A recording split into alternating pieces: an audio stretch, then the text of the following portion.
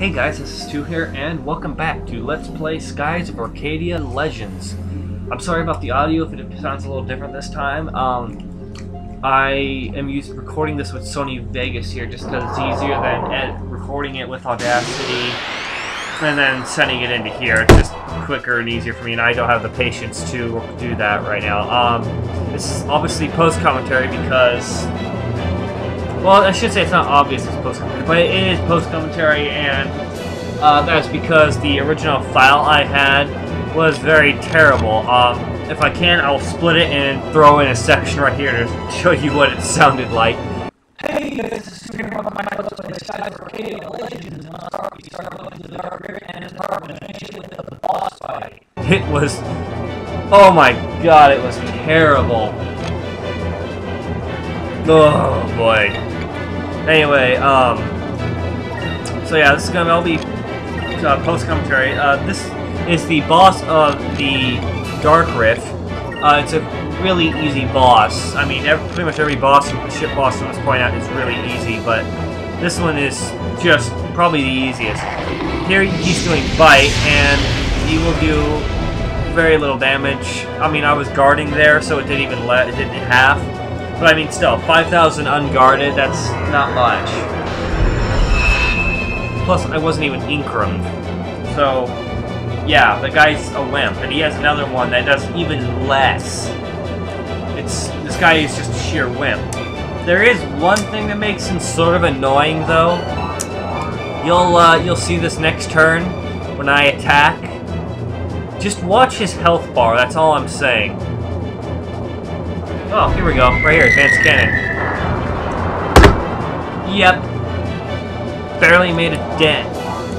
He's got so much HP, it's redonkulous. Absolutely redonkulous. So, I'm sorry about not posting anything for the last few weeks here. I've been playing Fire Emblem Awakening. I'm going to get to that in just a minute.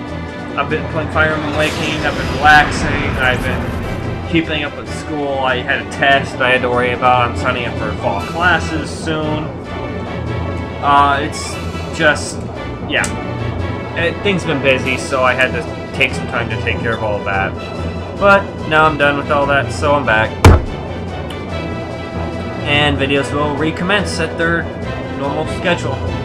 Well, not schedule. I used to put out 5 videos a week, and I kind of take a more lax approach to LPing, more relaxed. I'll upload, I'll record, you know, when I get close to running out or when I'm out of videos, and I'll, you know, edit them and upload them somewhat daily. And, you know, I usually feel pretty inclined to edit one and upload it the next day or the day, depending. But, you know, I am kind of relaxed. I do it in my own pace. I mean, you can't. No, LPing is pointless if you're not having fun with it, relaxed, and I don't want to get stressed out over it. Feel like I need to get a video out. I mean, I do this for the fun of it, not the getting them. I don't want to get 1 million subscribers. I mean, okay, getting 1 million subscribers would be cool and everything, but it's not my ultimate goal. Here's the Moonstone Cannon. Watch how this. Watch him when he gets hit with this. Fire!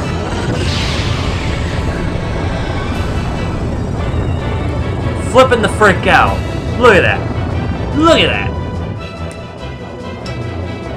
And, yeah. So that's how I've been. Now, Fire Emblem Awakening. Oh, man. I need to get to that. I was playing that. I haven't advanced at all in the... no, actually, no. Wait, that's a lie. I did do Chapter 13 finally on the ships. I finally did that because I got bored. But what I did do is I got the DLC for the Golden Gaff, Exponential Growth, the one with the Infinite Regalia. I got the Rogues and Redeemers. I think it is 3, so I get Limit Breaker. I got the one that I got the DLC that gets you the Paragon skill. Oh my god, Paragon on a My unit paired with Veteran and pairing them up, you get so much experience. So much. It doubles it and then multiplies. I'm pretty sure it'd be the original amount by 50% or whatever. It adds an extra 50%. But oh my god, it's ridiculous. You get so much experience. Or your my unit, Morgan, Owen, or whatever, whoever the kids of your my unit are, it's ridiculous amounts of experience because they can get veteran and Paragon. You can ridiculously get them over leveled.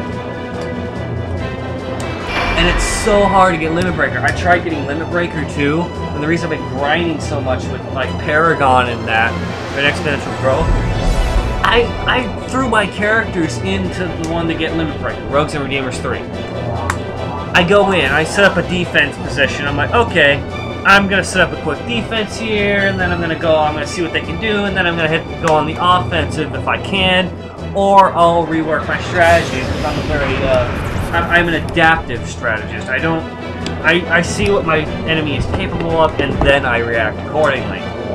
I don't plan ahead, think, okay, I'm going to be defensive, or, well, sometimes I'll kind of do that when I was recruiting one of the children, I forget what it was, the one where you start out in that building and there's all these entrances. I did play a defense strategy there where I just kind of filled in the openings, the front parts with a physical attacker like Crom and Frederick or something, and then I had people like Viron or Muriel, I think. Magic attackers or archers behind them to work as support characters, and then I just had some healers hanging around in some place to act as healing, to heal people if needed. But I forgot what I was talking about. Oh yeah, and I went in there and I said, say like Kelm, who's got ridiculous defense. He's really defensive. He gets one-shotted by some character. It wasn't even like a Myrmidon, a Swordmaster, or Assassin. They didn't have a skill activate, so they didn't have like Luna or Aether or whatever. Nothing activated. Actually, Aether wouldn't do any more damage. It would just heal them. But they attack him and one-shot him with a physical attack that isn't like from an Armor Slayer or a Killing Edge, a really OP weapon or anything. It was just like a steel sword from a random character, or steel lance maybe even, I don't know what it was, and they one-shot him. It's like, what the fuck is that? My defensive tank just got one-shotted, and it wasn't even like an advantage. There wasn't an advantage, there wasn't anything else. And then the rest of the characters that they could get rid to, or get to, got one-shotted. I'm like, there's no way I can do this. I'm not ready for this. My body is not ready for this. My body is not ready. My body cannot take this. And I'm like, no, fuck that, bro. I'm not putting up with that shit. I got out of that level so fast. I hit them. I soft restarted. I wasn't gonna go through that. So I've been grinding my butt off. I've got like 8 characters maxed out on levels. I just need to determine what I want to reclass them into, and if I want to continue grinding with them, or up to what point I will continue grinding with them. Because I mean, I do eventually want to have every character fully complete. That's my challenge for this. I want to eventually have every character that I have at their full ability. All stats maxed, all skills they can learn, maxed out, weapon proficiency, all supports are maxed out. I mean, I'm going to be going batshit insane by the time I'm done with this. This game, I'm going to max out the clock on the game before I finish, I'm sure. But I've been grinding so much. My unit character is currently using Despoil, Counter, Veteran, and Paragon. I think that's 5 skills. I don't know. You got certain skills on, and then I've got them. Armstrip's one too. And I'm going in with like a Brave Sword that I've forged to be really powerful, have a really high crit chance. To sit there, to go in there, and anything that he can't kill with, in 4 regular shots, he's got a pretty high chance, like a 30-40% chance to critical hit something in one of those 4. And I mean, if you have a 25% chance to hit in a 4 hit, you're hitting 4 times, odds are at least one of those is going to be a critical. And here in this part of the battle, the Aquila, he comes out. Still doesn't do any more damage. But, yeah, I mean, it was crazy, man. It was crazy, man. I'm going completely random. Here you see you have a load of C-turns. I don't know. I'm trying my best to be funny here, and I'm trying my best to not to be serious at the same time, because it's crazy.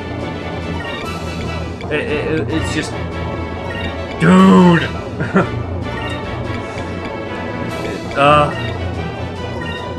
Oh man. Yeah.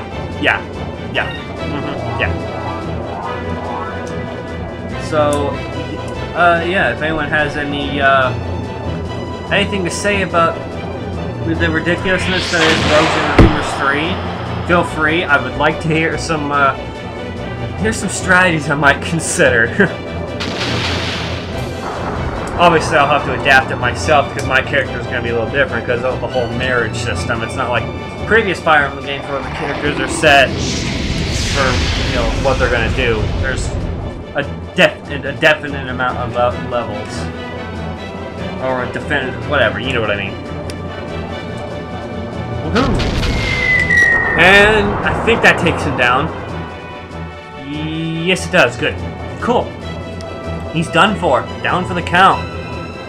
And he just slowly falls down like the strange object he is.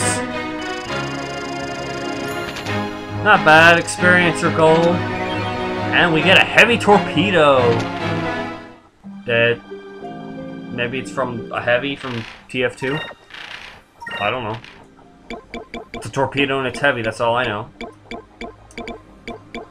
What am I doing? Oh, the concussive bomb. It's basically an upgraded version of the grenade from earlier. And a shredder bomb. All the consumable one-time use items for the ship, like those bombs, not very useful. Unless it's like the APA wax or a stat buffer or modifier or whatever you want to call it, don't waste your time. It's useless. Unless you've got nothing better to do than sell them. They're selling fodder. And there you can see it's got a limit of 3, so it's got a better limit and it does more damage. I ultimately go for it, so. Yeah, getting back to Skies of Arcadia now from Fire Emblem, because these are two totally different games. Totally different. Totally different, dude. Why am I looking at the timer? Oh yeah, I remember here contemplating whether I want the timing valve or the twin rotor, I think it is. Because the one, or no, a deck? Yeah, it has to be a deck because of defense. I was contemplating, do I want sheer defense or do I want dodge and quick? I was mostly considering the dodge because at 22% dodge, I mean that's 22% of attacks will completely avoid damage. My idea here was, do I want defense for the sheer fact that, I mean, if you have defense, you're always going to take less damage no matter what, if it hits. But then I was considering, well, if I do dodge it, I mean, I'll take no damage, not reduced. Ultimately, and I decided I'd rather have the compound deck because I'd prefer to take guaranteed less damage over only a 22% chance of dodging. I mean, 22% chances of dodging, I mean, that's 22%. That's not even 1/4 of the time. That's like well, I could say it's 1/22, it's 22nd 100ths, but that's the easy way out. Anyway, this is pretty much the end of the video here. You can see Aka saying, we did it, we finally got out of the, yeah, da-da-da-da. Anyway, next time on Skies of Arcadia, we're going to be, like I said, going after discoveries. There are a good number to be had. We've got a large area to go through, and I will unfortunately be stressed while doing this because I was in a rush while recording that. Like I said, something special happens in the video after, the next video after that. I don't know which video it is at this point, but it's been, I was stressed. So anyway, I'll see you guys next time on Let's Play Skies of Arcadia Legends. Bye-bye!